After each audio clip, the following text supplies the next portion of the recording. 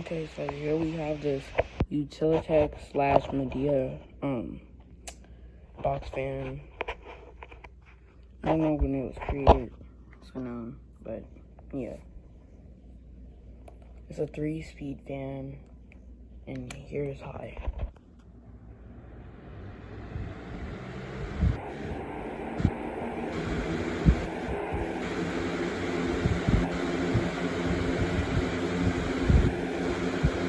It's very loud, yeah. Medium.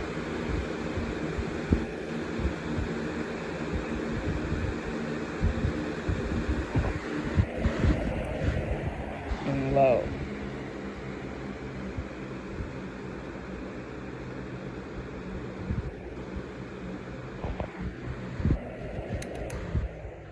And off. I believe these fans were spin-offs or whatever you call it. I believe these were spin-offs of Hawaiian Breeze fans, I believe. Cause their blades look similar, like very similar.